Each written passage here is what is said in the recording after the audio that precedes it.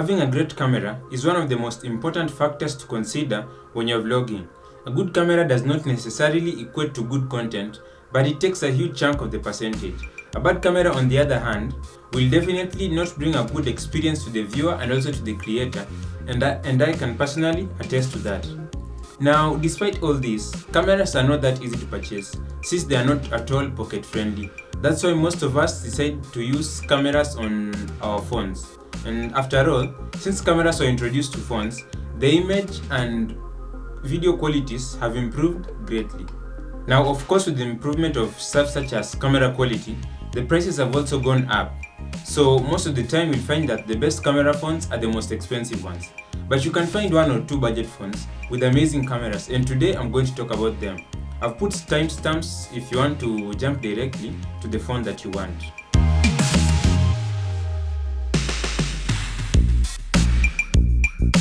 What's up guys, how you doing? Hope you're having a nice day. I'm Milan and welcome back to Tech. And if you haven't watched any of my previous videos, you can check out my channel. It may be worth your time. Okay, so with budget phones, you cannot get all the extremely great features.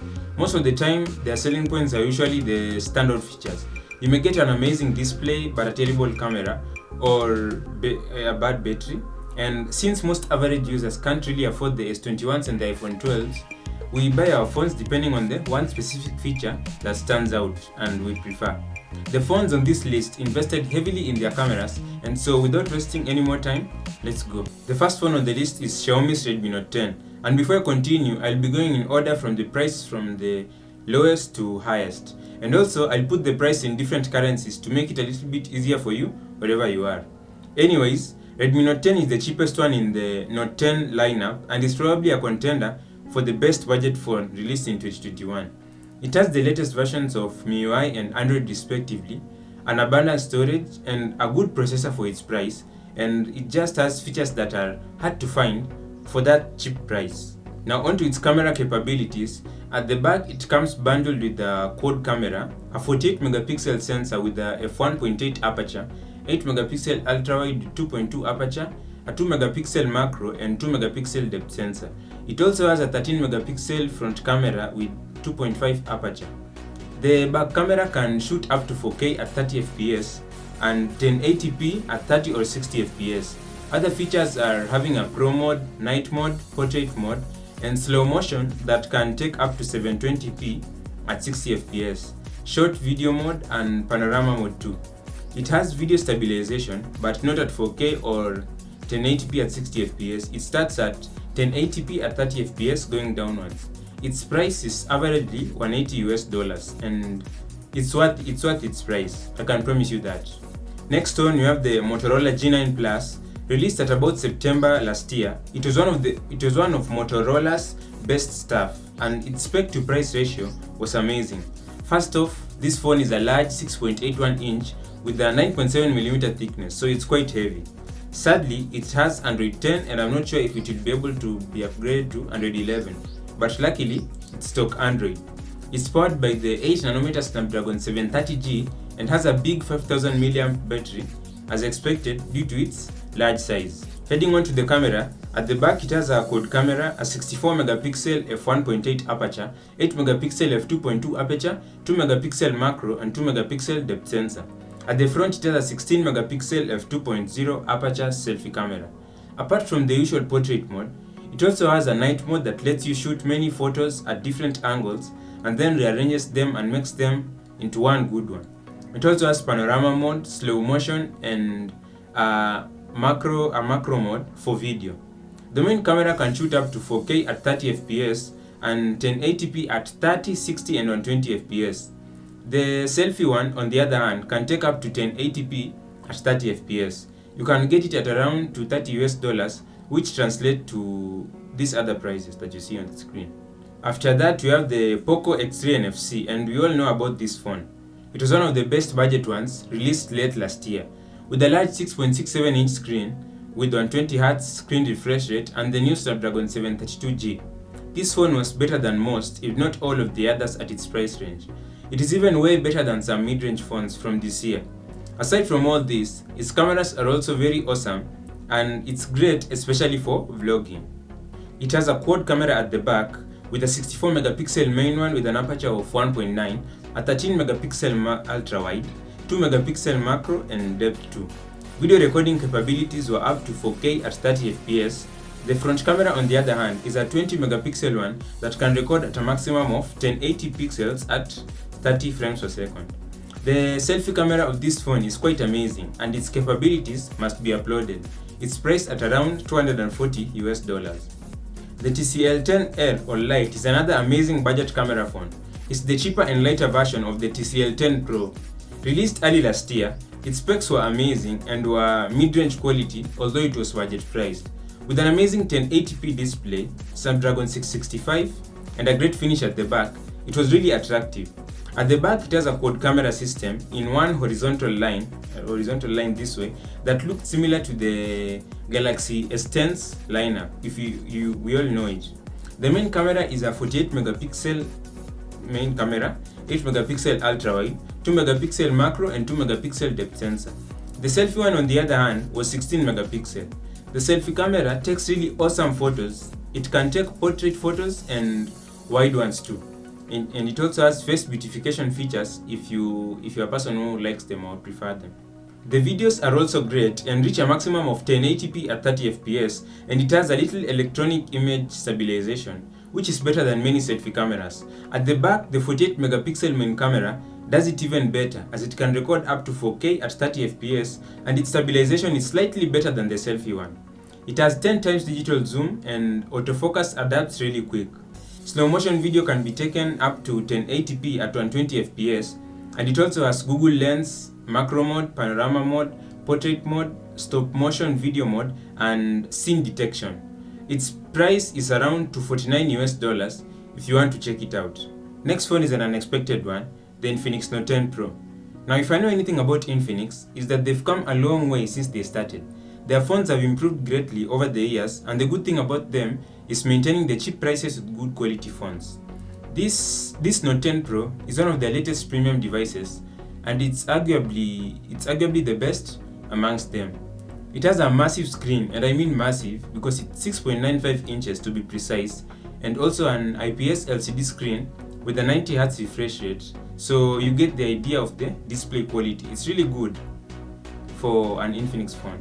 Onto its cameras. At the back, it comes bundled with a quad camera, with the main being a 64 megapixel one, 8 megapixel ultra wide, 2 megapixel depth and 2 megapixel monochrome sensor. So no macro, which is okay since no one really needs a 2 megapixel macro camera. At the front, it has a single 16 megapixel camera that reaches a maximum of 1080 pixels at 30 fps. The selfie camera is okay, not that bad, but its portrait mode is better and actually good. The main camera takes really great photos, better than what you'd normally expect in an Infinix phone. Video is up to 4K and the shots are amazing. If you're an Infinix fan, get this, because these are the best cameras I've ever seen on an Infinix phone. Apart from bloatware, this phone is amazing. For the 8 gigs and 128 GB version, it's priced at around $280 US, which is a really good price for its specs and even that storage. Speaking of phones from Transsion Holdings, we have Infinix sibling, the Tecno, with Tecno Camon 17 Pro. It's also new as it was announced last month, and it's just like Infinix. I feel like it's the best one from Tecno currently. Its screen is large, 6.8 inches, it has 90Hz screen refresh rate, and it's powered by MediaTek Helio G95 chipset, which is really powerful for gaming. Its camera at the back is a quad camera, with the main one being a 64 megapixel one with 1.8 aperture, and 8 megapixel ultra wide with a 2.3 aperture, 2 megapixel depth sensor, and a 2 megapixel macro lens. The selfie camera is a 48 megapixel one, and Tecno said that it's the clearest selfie camera. That's what Tecno say, it's the clearest selfie camera. So I'm not sure about that. I may not know if it's the clearest selfie camera, but it's really good to be honest. It can record up to 4K, and also the main camera can do that. The main camera's videos at 4K are really great and awesome, and if you want to record at slow-mo, then you'll have to reduce it to 1080p, which is still okay. Other features from the back camera is a night video mode, bokeh effect, and a panorama mode. It's also priced at around $280 US, just like the Infinix phone. Next on, we have the Oppo A72. Oppo phones, as you all know, usually have great cameras, although they vary. This phone was released at about a year ago and is still going strong. Its features are not that impressive, to be honest, but the camera is still good. At the back, it comes with a 48 megapixel main camera with an aperture of 1.7 and 8 megapixel ultra wide with a 2.2 aperture, a 2 megapixel depth and 2 megapixel monochrome sensor. At the front, on the other hand, it has a 16 megapixel selfie camera. The rear camera can take videos up to 4K at 30 fps and it's really good. And the default is 1080 pixels at 30 fps. The front camera can do it up to 1080p, and with all this, I assure you the photos taken are amazing. The main camera also has a night mode, panorama mode, time-lapse and a slow motion video mode. Both the selfie and main cameras can do portrait mode, which is above average with the selfie camera, but it's really great with the main one. Its average price, it stays around $280, so it's good. Following it, we have the Samsung Galaxy A51, which is Galaxy A52's predecessor. Released back in 2019, it was sort of a mid-range phone, but its price has reduced significantly, although its camera capabilities haven't, obviously. It's also upgradable to Android 11 and the latest One UI version, so if you have a limited budget, you can opt for it instead of the Galaxy A52, which is at a slightly higher price point. Onto its cameras. At the back, it has a quad camera, with the main one being a 48 megapixel one, a 12 megapixel ultra wide, 5 megapixel macro and 5 megapixel depth sensor. The selfie camera is a single one with a 32 megapixel lens, which can blow your mind if you try to use it. Both the front and back cameras take videos of up to 4K at 30 fps. Electronic image stabilization is really great with these cameras and it's quite evident. The macro lens is good and to me, it's sort of flagship quality. Other features are single take mode that lets you tap the shutter and hold it for 10 different formats at once, 7 pictures and 3 videos. You can also switch the cameras while recording a video from front and back and while recording one single video. It also has a smart selfie angle that zooms out when it detects several faces when taking a selfie. You can find this phone at around $280 or $290 and it's quite a bargain if you ask me. Following this, we have the Google Pixel 4a, which is the best budget camera phone without arguments even. Ever since the first Google Pixel phone, Google has been offering us with awesome cameras in its Pixel lineup. With the Google Pixel 4a, Google even went further to give us near flagship level camera specs at a cheap price. Aside from its small battery, everything else in this phone speaks premium. From the processor, it's Snapdragon 730G, and to its OLED screen, this phone is top tier level.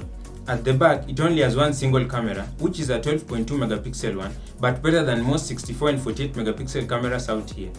It comes with optical image stabilization and a dual pixel face detection autofocus support.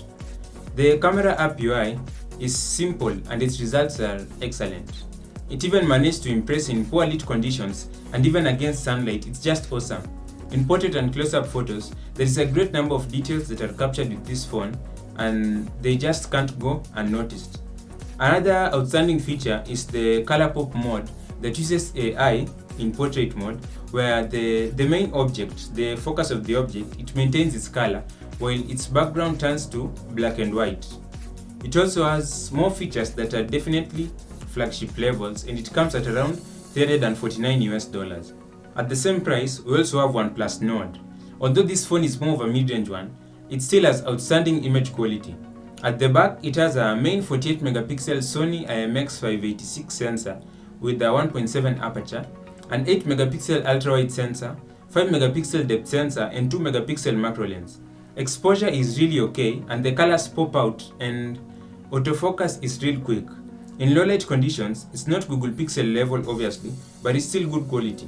When taking videos, it can take up to 4K at 30 fps with the rear camera, and it also has electronic image stabilization. At the front, it has a dual selfie camera with a 32 megapixel main and 8 megapixel ultra-wide sensor.